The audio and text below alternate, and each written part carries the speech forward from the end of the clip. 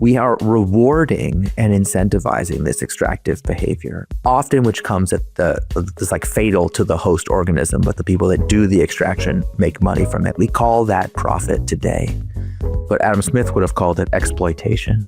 Many of today's so-called best practices that we teach about how investors should behave on boards, about how companies should be operated, like the cultural leadership practices, and about how companies should be structured, the right relationships they should have between their employees, their customers, the company, and their investors. Many of these best practices are value destroying. If you just wanted to make money, like go be an investment banker or a corporate lawyer or something. There's so many easier ways. Why on earth would you be in this ecosystem? There are other ways that are easier than backing early stage companies to make money. So many. Okay, 3, 2, 1.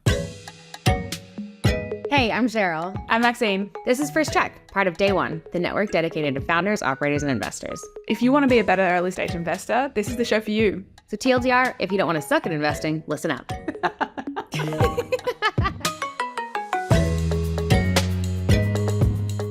I am so excited for this one. I am like true fangirl moment. Like, first text I've ever read in the space was my gateway drug to venture building. And now we get to speak to him, to Eric Ries. I know. I cannot believe. And like, so it's like, I just can't even believe we they reached out to us. They were like, hey, do you want an advanced copy of the book? And I was like, I have reached status of getting advanced copies of books. Like, I have made it. And like the first book, you're right, same. Like, I still quote things from the Lean Startup.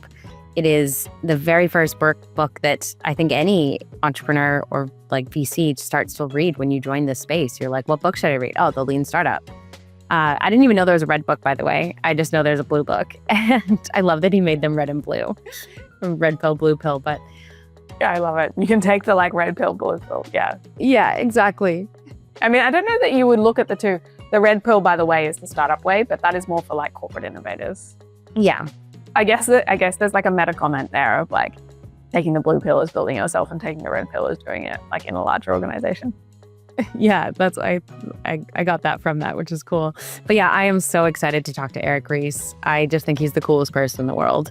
And I cannot wait to hear more about this new version of I'm so excited to hear how he went from, okay, like let's build and pivot and grow and run fast and break things to, hey, there's a whole bunch of corruption in the world, which is, something we're going to dive into with his new book. And so it'll be good to learn how he went from that to that over the last 15 years. Yeah, here's some of the scar tissue. But also, I mean, I think it's thematic, right? Like, I think we're thinking about building things that last now, whereas, back in, I think he wrote it in 2013, right? 2014. He wrote the Lean Startup in 2014. Yeah, it was, build fast, break things. And now it's like, oh, actually, maybe we shouldn't break stuff. Maybe we should build for the long term. So I can't wait to get into it with him. Amazing. Let's welcome him on. You're listening to a Day1.fm show. Founders scale faster on Deel. Set up payroll for any country in minutes, hire anyone anywhere, get visas handled fast, and get back to building. Visit deel.com/day1. That's DEEL.com/day1.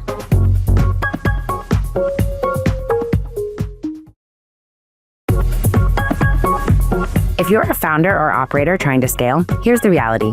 Australian hiring is getting harder, salaries are at record highs, and the talent you need is increasingly out of reach. The best operators are quietly building offshore teams of engineers, marketers, accountants, and analysts at a fraction of the cost. Pear Tree does it differently. They headhunt highly skilled talent from the Philippines and South Africa with full transparency on where every dollar goes. So your team is paid fairly and they are fully focused on your business. As a Day One listener, you'll receive a free team audit to identify where offshore talent could move the needle in your business. Plus 20% off on your first hire. You can learn more at day1.fm/peartree. That's day1.fm/PEARTREE. Let's jump into it with Eric. So, Eric, the very first question we always ask all of our guests is, and I'm so excited for your answer, what is the very first thing that you ever invested in?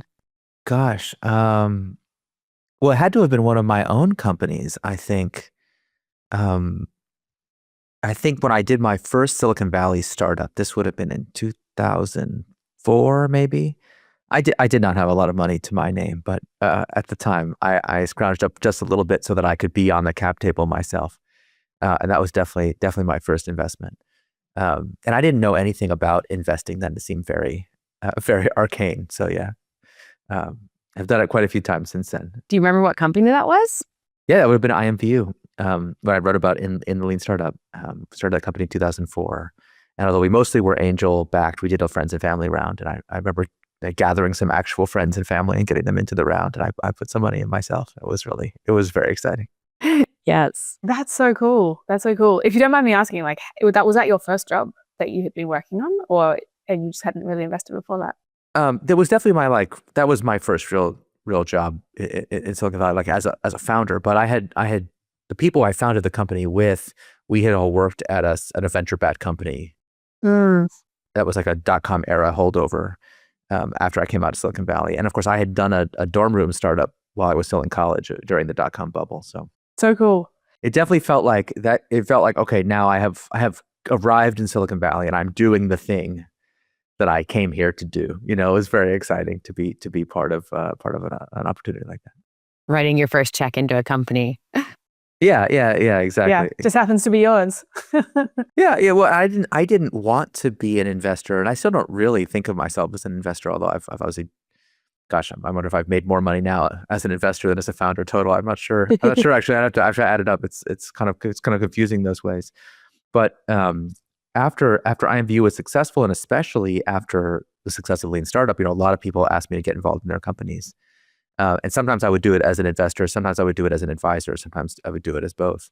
But I kind of like being an advisor more than investor. Like I like being on the common side of the cap table versus the preferred side. So maybe I'm masochistic that way, but I really enjoy the sweat equity, kind of even more than the financial equity. Although of course, our economic system is certainly geared for investors and the advantages that they receive. So I've enjoyed those as well.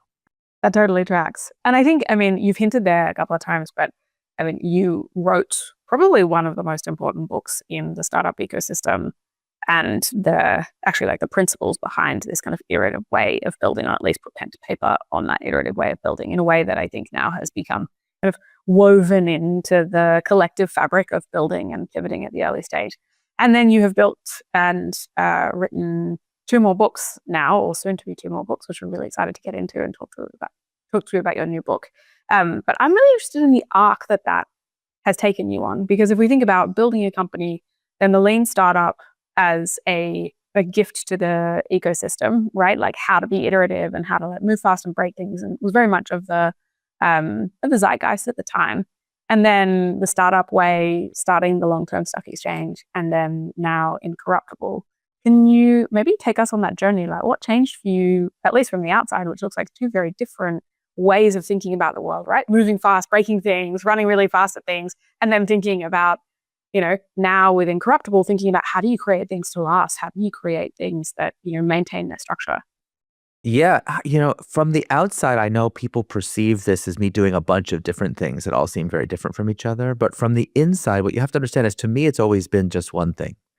And I don't really understand why it has played out the way that it has. I don't know how to make a master plan for these things. I try to be discerning about, okay, what does the world need now? Okay, let's go do it. So to me, it wasn't really that different, doing startups versus writing about startups, writing code versus writing prose. Like, I don't know, it's not that, my brain is not that different. And I didn't know. Yeah, I think you have to understand, when you put something out into the world, you don't know what's going to happen. So I didn't know that Lean Startup would take over my life. I didn't know it would change the world. I hoped it would have some level of success, but obviously what has happened in these 15 years is far beyond my wildest expectations. And the question I just keep asking, I'm just very curious. I want to understand how things work, and I want to put the things I learn into practice. So I felt like Lean Startup was a very comprehensive answer to a slice of this problem. What is the it was really a managerial book, a book about the management systems of high uncertainty. and to formalize a bunch of ideas that were floating around in the zeitgeist, to maybe contribute a few original ideas too, put it together into a package that allowed us as an ecosystem to talk about something we couldn't talk about before. If you look at the pre-lean startup discourse about topics like pivots or MVPs, it's very confusing. Like, it's actually really interesting to watch practitioners write and talk about that era before, because it's not like we weren't pivoting before. It's obviously as old as entrepreneurship themselves. But if you read biographies of famous entrepreneurs, if you would just read the self-accounts, the interviews of prominent, it was very confusing. We couldn't really reason about what was going on. And so I started to call this the development of conceptual vocabulary. Like, it's not actually putting a word to a thing. The word is not what's important, but to identify the concept that would allow us to argue about, debate it, spread it, oppose it, whatever. Even the people that hate lean startup and think it's stupid have to spread the meme in order to criticize it. That's how it works when you put your finger on something. All publicity is good publicity, that kind of thing. I guess so.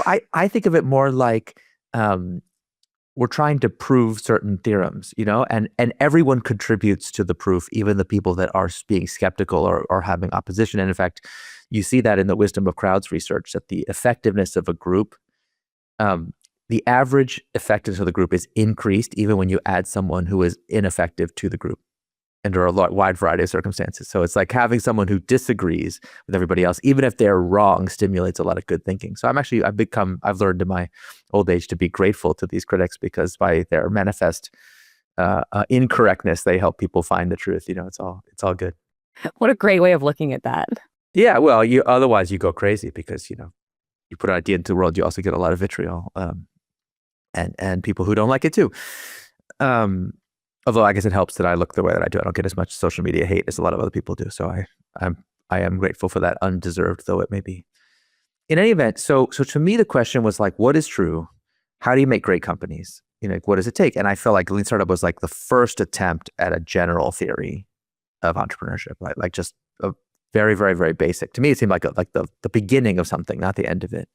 And so I was very pleased that lots of other people, there's like a zillion Lean for X type books that were written on top of it. A lot of people built on that infrastructure. People have built and sold consulting companies out of it. Like a lot of good stuff came out of it. But to me, all that felt very incomplete. I started to work on what happens after companies get larger. And I had a whole life that most entrepreneurial people don't know me at all for this, but in the corporate like innovation world, corporate transformation world, they know me more for the startup way, even than for the Lean Startup, the red book, not the blue book, because I really spent a lot of time trying to understand what does it mean to do these things at scale? How does it work when you get to larger scales? I got to work on every conceivable kind of company, you name, industry, sector, size, age. I'd done it, product categories. I've been all over the place. And that was really interesting. And I felt like it took a while. It took like a really long time to work out the details. Like, okay, what is the right management system for this? How do we turn an individual entrepreneurial insight into a portfolio? Like a lot of I consider very basic questions about accounting, about budgeting, about team construction that I just couldn't get answers to. Like no one seemed to know the answer. So it was like, I felt like I was once again doing this thing. And so as a result of this, look, it's really fun. Okay, get to be the Lean Startup guy. Okay, this is extremely fun because every day people reach out to me for advice about investing in, building, revitalizing companies. So I just get presented with an endless buffet of interesting intellectual challenges that are also economically valuable to the person asking, which for me, that's just wonderful. So stimulating, so great. But I've also, as a result of that, seen how bad it can get. I've seen the dark side of this business too. Companies where the investors have ejected the founder in a totally unfair way. I talked to a company today. I got called today, literally 2 hours ago, 3 hours ago, got a call from someone who is dealing with a board that is just catastrophically incompetent, who on their watch presided over the squandering of like tens of millions of dollars of venture capital, brought in this person who's calling me to fix the situation. They did turn it around, got the company to profitable. And they're like, thanks, but no thanks. We don't really need you. You don't have any leverage here. You don't have to be paid fairly for your work. We don't want you to have any equity. Like we could get somebody else just as good. It was like, you guys, like this is unbelievable. It was just such and I named the company that would be like I can't tell you how many comments he would get from people who would be like gnashing their teeth because it's a beloved company with a great community. And it's just, they deserve so much better than what's happening now. And what does the board want to do? They want to sell the company for parts. That's the best they can think of for what to do. This is after having already purged they've already purged the founders. So now they're on a next generation of leadership that they're eager to purge. It's just sad. And so to me, it's like, if we just want to make great companies, we have to stop this. We have to put an end to this behavior. It is a massive tax on the productivity of our economy. So to me, it's very natural to just be like, okay, first of all, how do we create these companies? And then how do we preserve, scale, and protect them?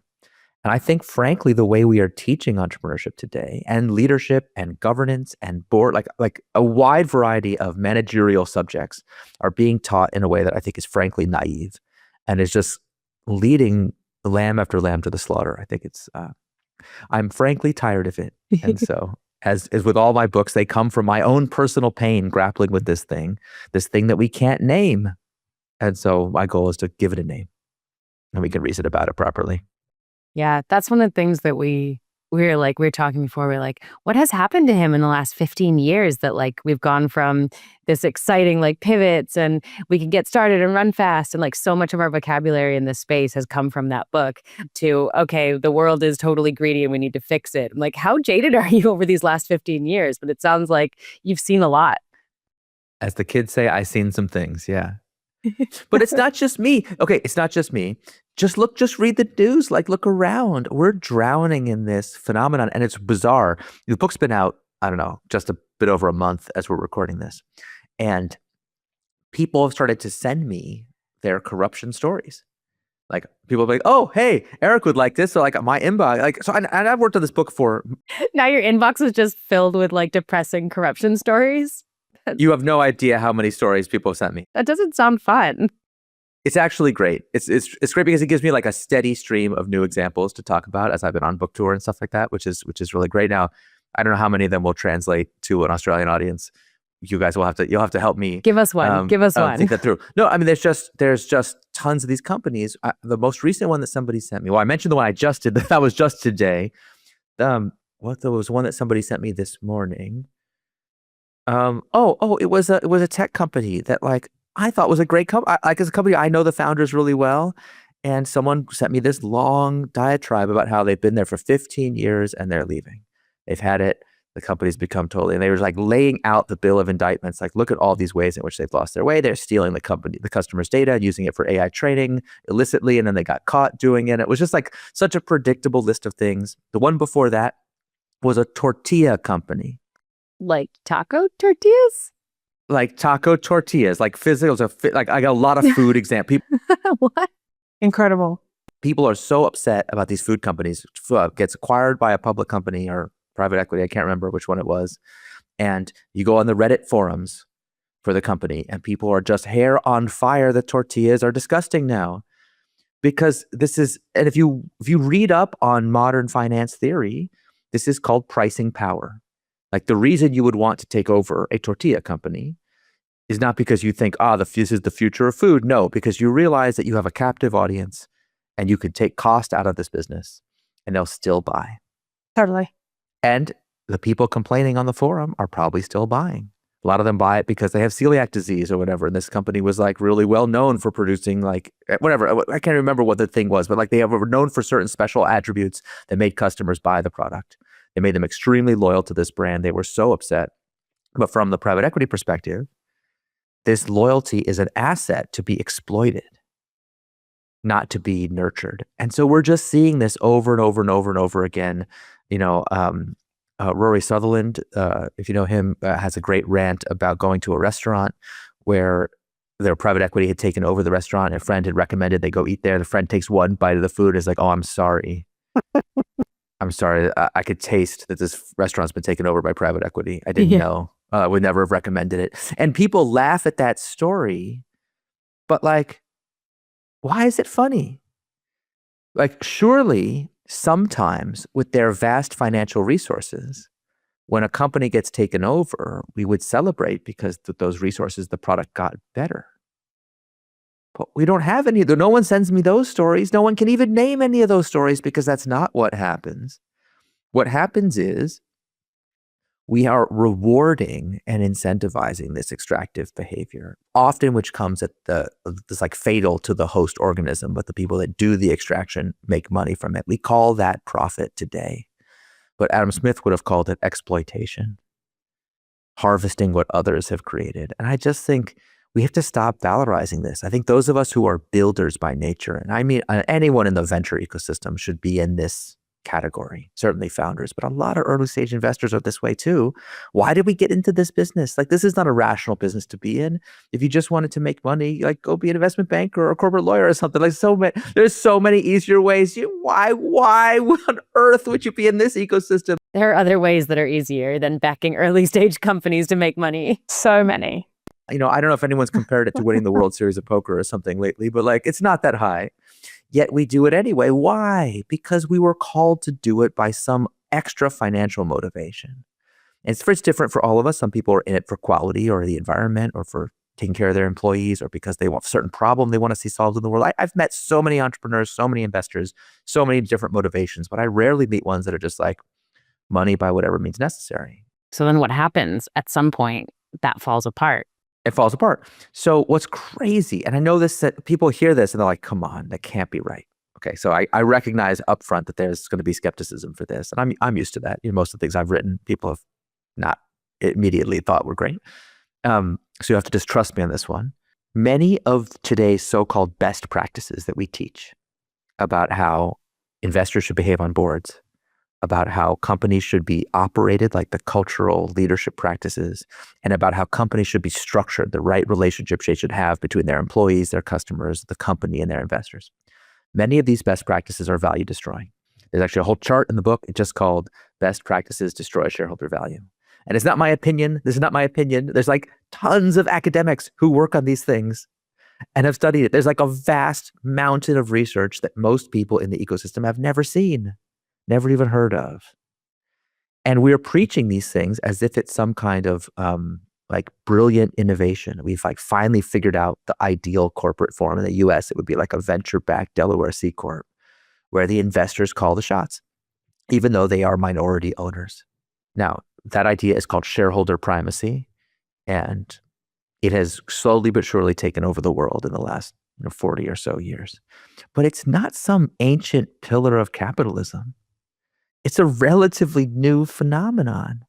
And we are teaching it like it, if you oppose this, you're opposed to capitalism itself. You're like opposed to value creation. You don't understand. It's just like, it's wild to me how indoctrinated we are to it when the evidence to support it is extremely poor. So that's one of the reasons. But the other reason is there's something a little bit more subtle. And this goes back to that question of like, can we name the thing that we see? So when this happens to your favorite brand, what do you call it? What is the name of that thing that occurred and why? Peification. Yeah, right. Like Cory Doctorow literally calls it enshittification. He's got a whole book by that title, and it's mostly about the tech industry. But the tortillas are not in the tech industry. Like, let's go. The restaurant's not like this is a pervasive problem. And what I realized in writing and researching this book is that although we have a hard time talking about this, our grandparents would not have had a hard time. They would have said, oh, you're describing corruption. Easy. And people hear that, they're like, that's not what corruption means anymore. In fact, I'm not clear that any conduct meets our modern standard of the word corruption. It has been narrowed so far, as you can find out by watching the news every day and watch what people will defend that our grandparents would have seen as indefensible. They would have said, if that happened, you should like retire from public life in shame, let alone be defended out there saying it's okay. Outrageous. So we've just gotten used to corruption as like a natural state of affairs. We accept it as part of our financial systems, and it is a massive tax on our economy, in addition to its many malign social consequences. So I wanted to give a name to the force that causes this corruption. Why are companies being dragged down, pulled down into mediocrity, or worse, I call it financial gravity? And once you see it, first of all, now that I've mentioned it to you, and now that people listening to this, like you're going to start to see this all over the place. And that's why you're going to start emailing me your favorite corruption stories. Like people are like, I never noticed this before, but now that you pointed it out, it's everywhere. And you'll start to notice it in individual interactions, like companies that you interact with. You'll be like, oh, they're raising the price on me because they can. They're doing something that I now secretly hate them. I can't switch right now, but if a competitor ever showed up, I would switch in a heartbeat, you know? And those liabilities don't show up on the balance sheet. In fact, the people that cause those liabilities are routinely rewarded and promoted and lavished compensation upon without ever being held accountable for the downstream consequences of the wreckage that they caused to so many companies. So fascinating. There's like so many threads I want to pull in there. I like exercise and self-control. Yeah, I know. I guess the first and I think the most interesting one for us is when we think about the kind of like earlier stage of businesses, because that's where we spend all of our time as investors and a lot of the folks that listen to this show. We're usually first check in. Yeah. So when we think about that very early stage and you're kind of like iterating around, but you found something that like actually works, what is the antidote to some of these themes that you've talked about, right? What would you find yourself advising companies to do at a very earlier stage so that when the founder is still in the business and they are still kind of pursuing that passion, right? Are there any suggestions you make or pillars you suggest that they build to create more long-termism in these businesses? And not just the founders, the early investors like us that are putting those checks in too, that maybe don't feel like we can ask them. Absolutely. You have such an important role to play here.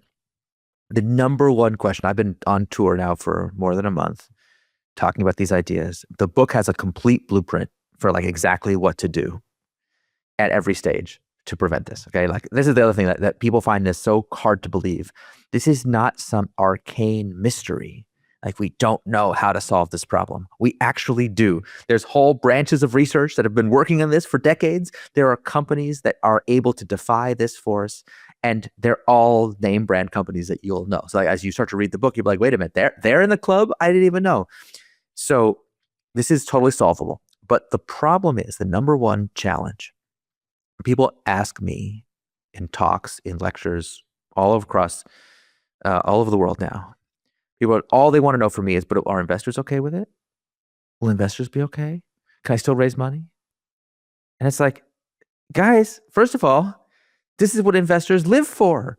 The mission-driven company, remember missionaries versus mercenaries, whatever happened to that? Like what has happened? But what's going on is that so many investors, after they become board members, especially, but some of them, even while they're writing checks, have had these governance best practices drilled into them so hard that they're actually really difficult to work with.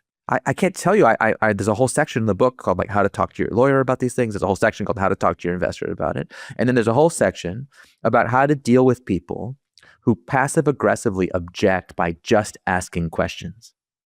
And this is the worst.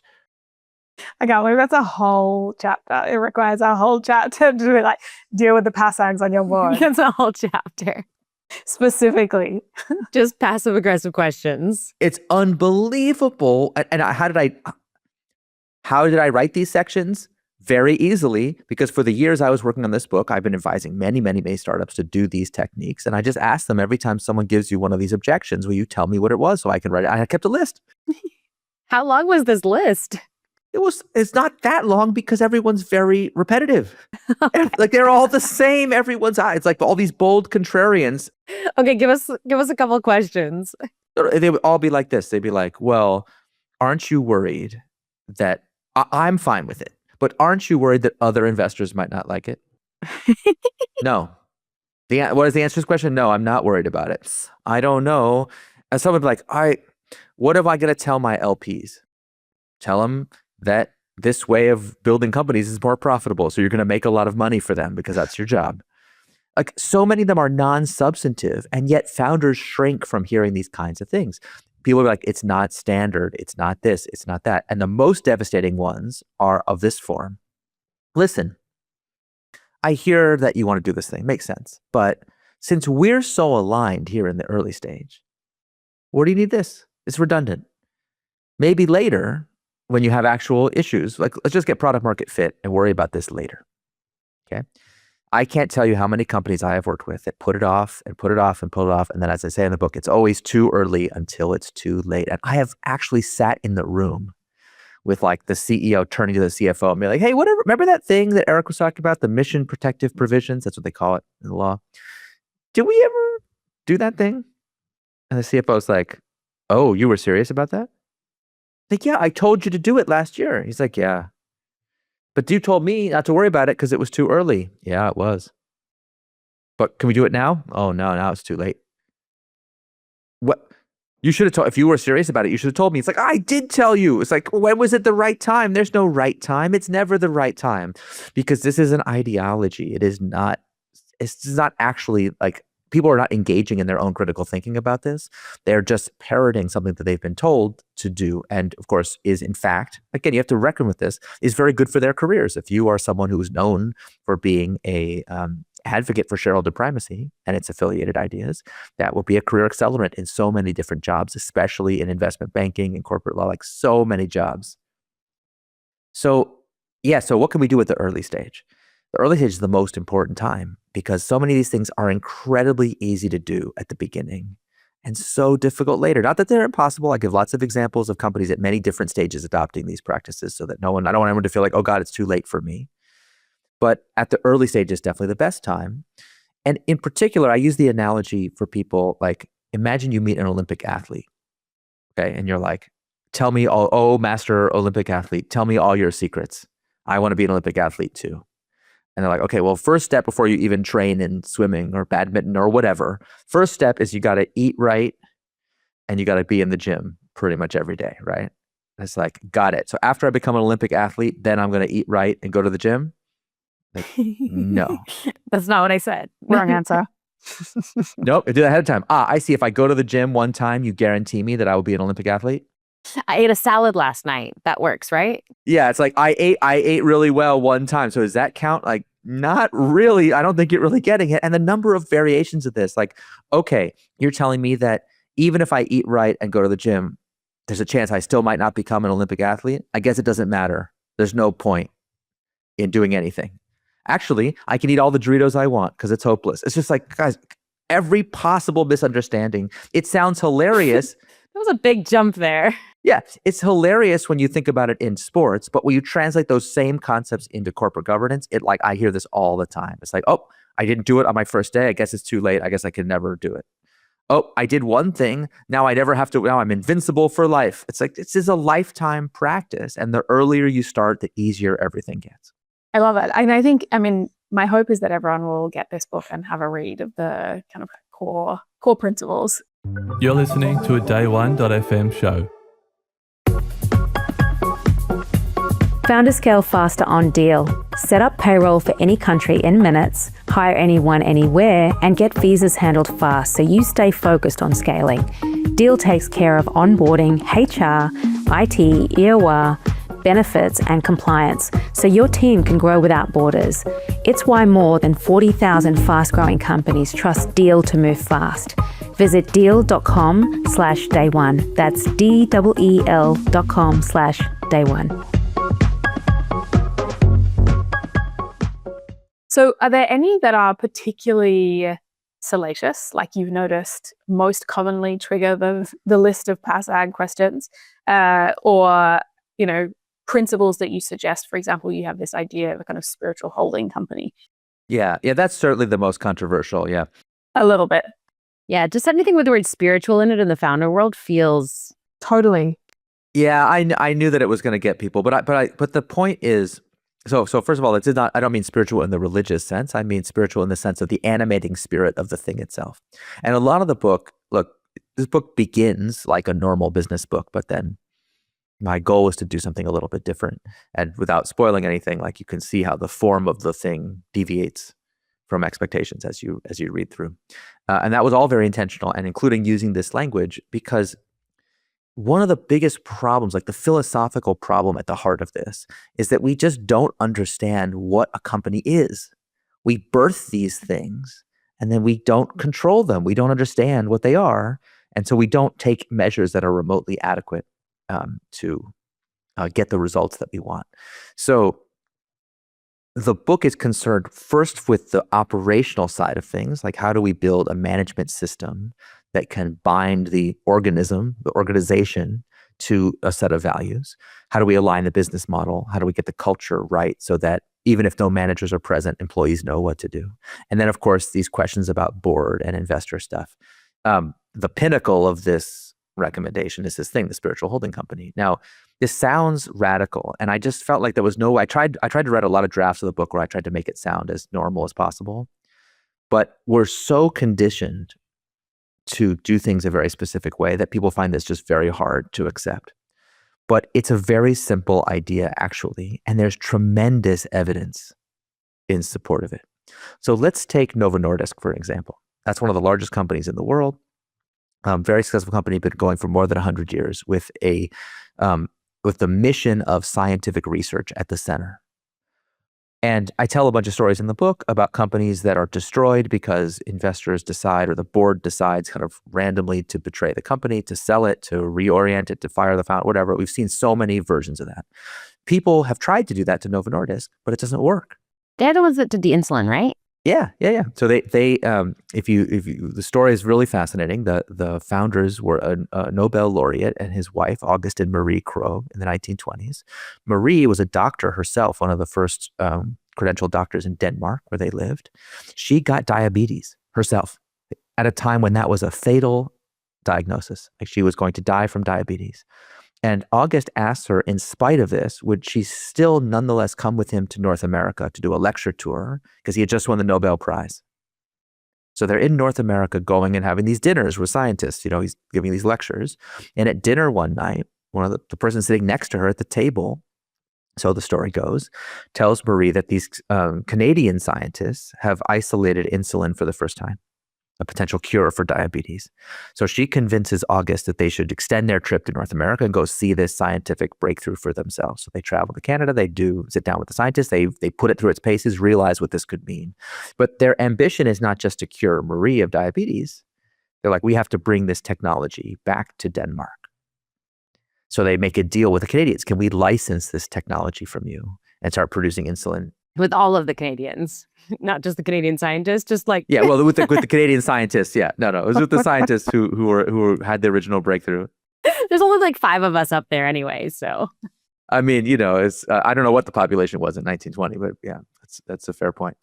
And what's funny about this is they, from the very beginning, both the Danish and the Canadian scientists, everyone's worried about a very specific future situation. They said, okay, imagine you had a life-saving drug that I needed to live. Okay, so I'm just like, I have to get a dose from Cheryl periodically or I would die.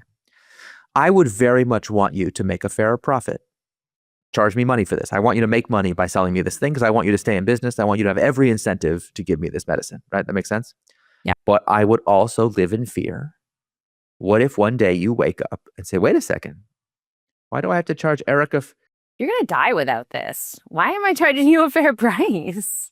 Yeah, why do I have to charge you a fair price? I could charge you anything you want. Like, bring me everything you own. I mean, really, what's fair? Your life? Like, how much is your life worth? Why life? How much is your life? How much is a human life worth is, of course, the core question that all these formulas have to grapple with. So anyway, like this is, to them, this was like a dystopian science fictional future that they were worried about. We actually, of course, live in this reality. And then Martin comes along and is like, hey. Yeah, Martin Scully is like, hey, we've actually had people do this. So this is not some like abstract concern. Anyway, they were like, look, in order to prevent that, the right way to build the Novo Nordisk Corporation, they called it the Nordisk Insulin Laboratorium, is to have a nonprofit foundation oversee or serve as what I call the mission guardian of the for-profit subsidiary, a 2-entity checks and balances system. And they set it up that way in the 1920s, and it has endured all this time. I tell a story in the book about a time where the trustees of the nonprofit had to intervene to protect the company in a transaction in which they created more than $500 billion of shareholder value. Novo Nordisk is a publicly traded company. It trades a zillion shares on NYSE every day. It is subject to all the same forces that everybody says would make them inevitably corrupt, and yet it endures. So this structure of having an entity that oversees another, I call it the spiritual holding company. And I had to invent a term for it because, believe it or not, there isn't one in the literature. About Novo Nordisk. Well, Novo Nordisk has one. That one is called the Industrial Foundation. Okay. That's a nonprofit that oversees a for-profit. But there's also companies that have what's called a perpetual purpose trust that performs this same function, like Patagonia is one famous example. You have companies that have an employee ownership trust that does the overseeing, like John Lewis Partnership in the UK. You have companies that are actually an employee cooperative or a network of employee cooperatives, like Mondragon in Spain. I could do this all day. There's like the ESOP structure. There's the B Corp. You have the Ben and Jerry's model. You have the ESOP model, like Taylor Guitars. There's You also have the Anthropic model, which I think is one that, as they continue to steam ahead, will create a real beacon for this way of governance, right? A real beacon, especially as we watch this like real time play out in ethics in AI between OpenAI that doesn't have anymore that structure and Anthropic. I wrote, Anthropic is in chapter 11 of the book. It's in the spiritual holding company chapter because I played only a bit part in the story, so don't give me too much credit. But when I wrote the book, especially the early drafts, Anthropic was not that well known of a company. So it's actually been really wild to see how many times since the book, the delay between when the book was written and when it was actually printed, there's like a delay before it comes out. The number of times Anthropic structure has been tested in that time has been remarkable. And I was like, oh no, how's it going to hold up? We'll see. Well, so far, so good. You might need to do a re-release. I was like, am I going to have to do an emergency revision to whatever? No, so far, so good. Now, of course, it's still early days. We'll have to see. But anyway, there's so many variations of this structure that we didn't have a term for it. And this structure is old. It's not some newfangled thing. The German optics company Zeiss that makes most of the lenses in the world, they had this structure in 1887. So here's the incredible part about it. Companies that have this structure, like take the Industrial Foundation flavor for a second, because that's been the best studied. These companies are 5 times more likely to live to year 50 compared to conventional structures. They have far better financial performance. They invest counter-cyclically. They invest more in R&D. They take better care of their employees. There's like a zillion things that they do better. Now, I'm not here to say that therefore categorically everybody who has the structure will automatically do better. That's not the point of this. The reason this is so important is not because of what it proves, but what it disproves. So the first time I ever met a company that had this structure, I was just doing a lean startup workshop for them. I was there with their CEO and their top executives, and we were doing this workshop, and I was just asking them some questions about the company, just chit-chatting. And I asked them about this ownership structure and how does it work, and they were explaining to me the foundations, all the stuff. And I was like, oh, I'm so sorry. That must be terrible. And they're like, what are you talking about? I was like, oh, you're owned by a nonprofit. You must not be able to follow all the best practices. And they're like what? It's like, well, you must not be globally competitive. You probably can't raise money in capital markets. You're probably dealing with a lot of virtue signaling BS from this nonprofit who doesn't understand your business. And I'm just rattling off all the things that our modern finance theory. Look how far you've come. Oh, I've come a long way. It's like you just read the list of CASAG questions. Yeah, I know them so well because I had them too. I was like, this can't be right. I was like, wait, this has been going on this whole time and no one ever told me? Because if you talk to people, if you suggest to someone that they should adopt this structure and they ask their lawyer, they ask their banker, they ask their investors, even at the early stage, they'll be like, no, this can't possibly work. Because our modern finance theory predicts that these companies would not be globally competitive because they would not have the ruthlessness necessary to compete in our capital market. And that's not true. So therefore, the finance theory is wrong. That's why these examples are so important. We have an inevitable rule. But if it was inevitable, there would be no exceptions. Yet there are these exceptions. So when founders talk to me about this, and this is so important, I really want all of your listeners who are investors to think about this. Founders come to me and we have this meeting. I've done this, I can't tell you how many hundreds of times now, where I'm like, look, are you aware of the vulnerability you have to be ejected, to be ousted, to be this, to be that? We talk about all the stuff. We talk about dual class shares. We talk about all the possible mechanisms. But then I mentioned this structure to them. They're always like, well, that sounds really strange and weird. I was like, I know. But just because it's new to you doesn't make it new.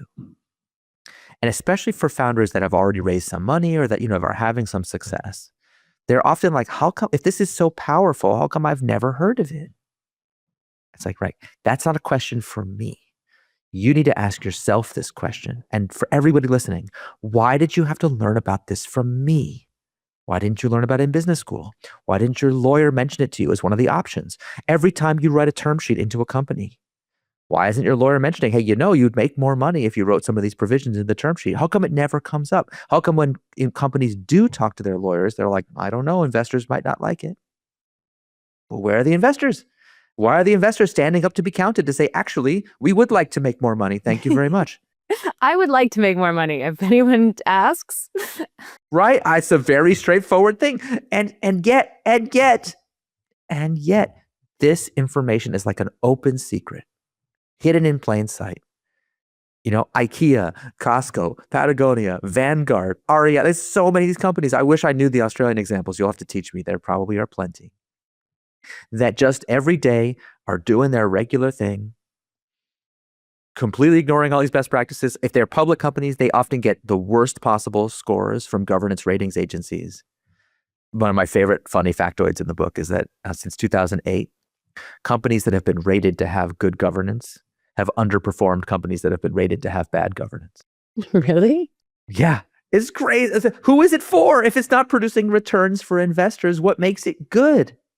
This has become a self-perpetuating ideology, completely divorced from the data, completely divorced from the reality of employees, customers, investors, like actual lived experience, and of course, completely antithetical to the intuition, what I call the builder's intuition, that so many of us share, that the way to make a profit is to create more value than you capture. That's why we got into this business in the first place. And we're living at a time now when for-profit companies themselves are under attack from a new generation, especially, who've lived only through an era of institutional collapse. And they only know for-profits as these like evil caricatures. I don't blame the critics. That's what they've lived through. But if we want to maintain this system, we have to make a change or it's going to collapse. I think that's so powerfully said. Here's my question though, like in practical terms, right? I'm thinking about, okay, well, Anthropic have this spiritual holding co of AI experts that can oversee things. And that is a very, very important mission. But like, let's say your average SaaS company that I invest in, they maybe make some HR software.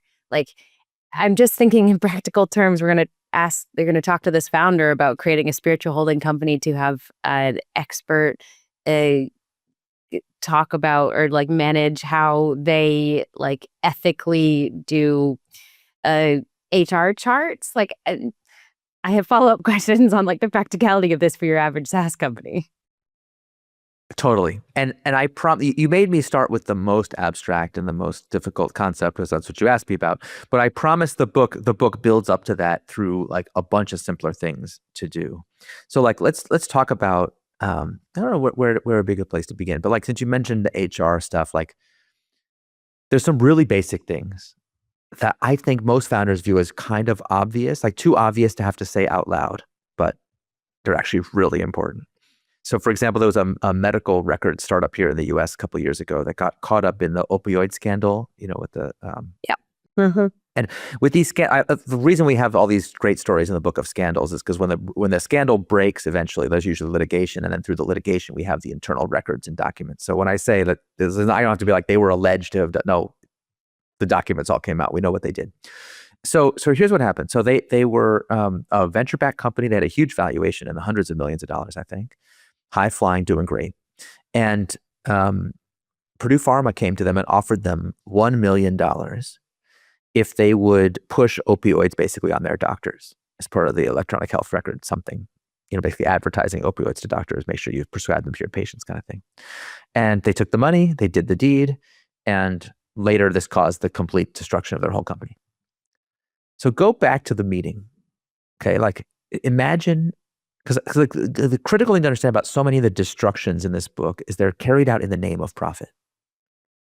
In the name of profit, we do something profoundly unprofitable.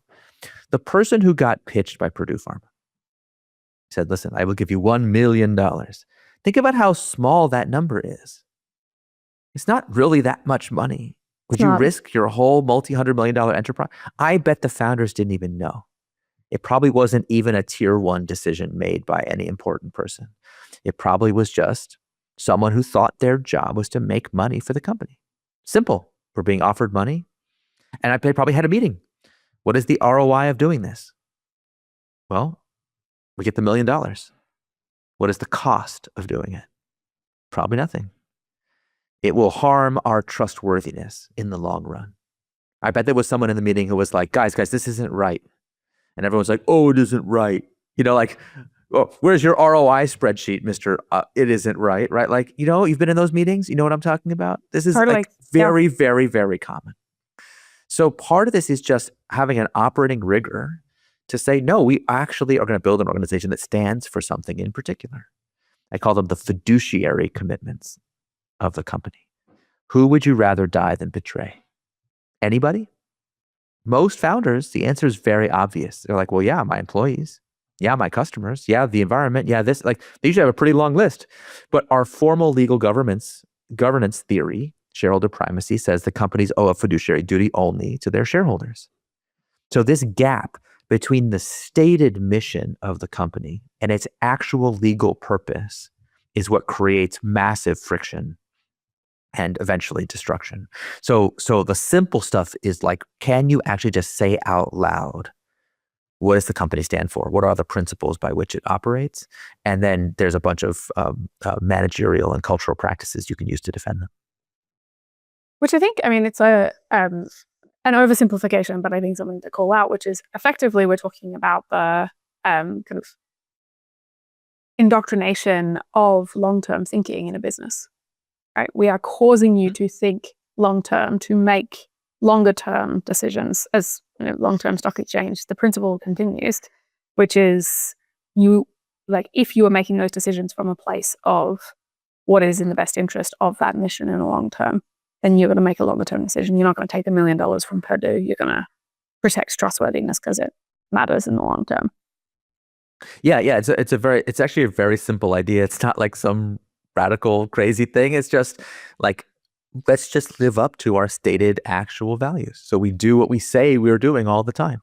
And incredibly hard, right? And I think so wonderful for you, actually very similar to the Lean Startup, you're putting a kind of practical guide and a structure around something that kind of endures long term. And hopefully becomes part of our lexicon over the next 15 years. Like, now I stop quoting Lean Startup, I'll start quoting Incorruptible. I certainly hope so. That will be my hope. I hope everyone who listens to this goes and gets the book and has a read, because I think it's going to become infrastructure for our industry, or at least I very much hope it does. Oh, thank you for saying so. I appreciate that. With our last question that we have, our last opportunity to ask you a good question. I'm interested, given everything that you've done and all the books you've put out there and all the thinking and all the guidance, what is the bravest thing that you've ever done? What is your biggest big cojones moment? Yeah. Well, gosh, I don't know. It's hard to say, because I feel like this kind of career involves a lot of death-defying leaps where you just have to put one foot in front of the other and you don't know what it's going to be. Certainly people have told me as I've been traveling around talking about the book, how brave they find the book, which I'm not sure what to make of that. Is that a compliment, or is that a good or bad thing? Yeah. Is it kind of passive aggressively? Like, that's brave. Are people like, oh, that was brave of you to throw your career away on this quixotic quest? But I'm used to that, so I don't mind that. I think, building LTSE probably is the thing in this category, because it was such an unlikely thing to succeed. But it didn't actually take that much courage, like emotionally speaking. Like, I got myself into lots of very dicey situations and I wrote about some of them, but mostly that was just putting one foot in front of the other. If I think about, like, what comes to mind actually for me is when I was very early in my career as an entrepreneur, I wasn't courageous because I thought everything was going to work out. So it's like, when they teach gymnastics, one of the problems is that at a certain age, you're not afraid of falling off the apparatus. So you fearlessly do the things. And then when you get to a certain age, you eventually start to realize that you can fall. And the fear of falling is actually like the major impediment to being able to do the sport. I feel like it was kind of like that. Like I got to a level of my career where I had something to lose, and all of a sudden I realized not everything's going to work out. And I can actually remember a very specific moment when I thought I was going to be fired. So this is before Lean Startup, before any of this stuff. I was an advocate for these ideas. We didn't even know what to call them. And they were seen by people as completely unworkable, crazy stuff. It was not popular. It was not something that our VCs or, any of the people around liked it. They liked the results that it got. But they, like so many people, were like, can we please have the results without the method? Yeah, because that's a thing. No, but because that's the best. They're like, can't we just follow the best practices? And I was incredibly stubborn. And in the early days, I didn't mind being stubborn. I'm like, no, this is the better way. And I would, fight with them about it. But as the stakes got higher, I started to realize that I work for them. Anyway, I can really remember preparing for a meeting where I was sure I would be fired. Because they were like, look, we have to have a meeting. We're having a board meeting about this. We can't keep going on this wacky, different way. We need you to just grow up and be more professional and like do things the conventional way. That's what we need. We need somebody, as soon as people start saying things like this, we need somebody in your seat who can do this thing. And when they start saying stuff like that, they're starting to separate you from the seat, right? Like now we're starting to recognize that you are not indispensable here. You can be removed. And I had never been through that before. I'd never even been fired from a job ever. I never even had a low performance rating. I never failed a test. Never. So I never had anything like that happen to me. And I had this moment of like, what they were expecting. In retrospect, it was so silly. They were just expecting, look, if I just come to the meeting and pay lip service to what they want to hear, probably that would have been the end of it. To them, it wasn't a big deal. They were just bringing me to heel as they do with lots of people. And I was like, am I going to do that? Am I going to come into this meeting and say, yes, sir, we'll do it your way for sure? And I was like, I can't do it. I just can't do it. So did you get fired? So I didn't get fired in the end. That's what's so funny about it is I thought for sure I was going to get fired. And then I just went to the meeting. I was like, look, bottom line, what you're suggesting is not going to work. And what I suggest, like the thing I'm doing, this is what's working for us. So you can fire me if you want, but you can't get me to do something that I don't believe in. And I think it turned out that their threat to fire me had been a total bluff. I was like keeping that company running with my bare hands. Like, I look back at it now. What were they going to do? Who were they going to get to come clean up this mess even from their point of view, thinking it was a giant mess? What were they going to do?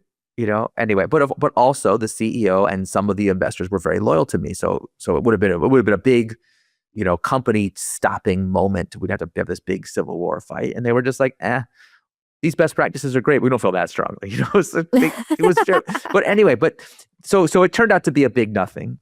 But for me, it was a very seminal moment because I had this moment. I realized, wait a second, if I go in there and capitulate, then that's what I'll be remembered for.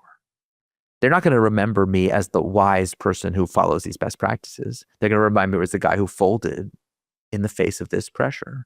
Conversely, if I go in there and actually tell them what I believe, first of all, they're going to find out what I believe. A lot of the fights we were having, they didn't have any idea why we were doing what we were doing. So like, this will be my chance. Like this, I'll be a defendant on the stand and I will give my speech. I will tell them why I'm doing the things that I'm doing. But also, they will know what I stand for. And I bet someday in the future, they'll be in a situation where like, you know what we really need for this company? We got to find someone who's like irrationally committed to going faster. This company's just too slow. Do we know anybody like that?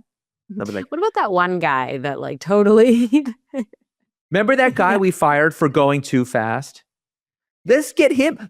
He could do, like, he wasn't good for that company. But I was like, I'm going to stand for something specific. And you never know what might come, something good might come from that. And I just feel like that has served me so incredibly well in the years since, which is just I can't be somebody else anyway. So let me like actually come in and say what I think and try to make the best case I can for it and then let the chips fall where they may. And now I've come to recognize that in so many of the leaders that I admire, that they're just really who they are. They don't try to be somebody else. They're not putting on a performance or a show. And they're willing to do the extra work that their own principles require.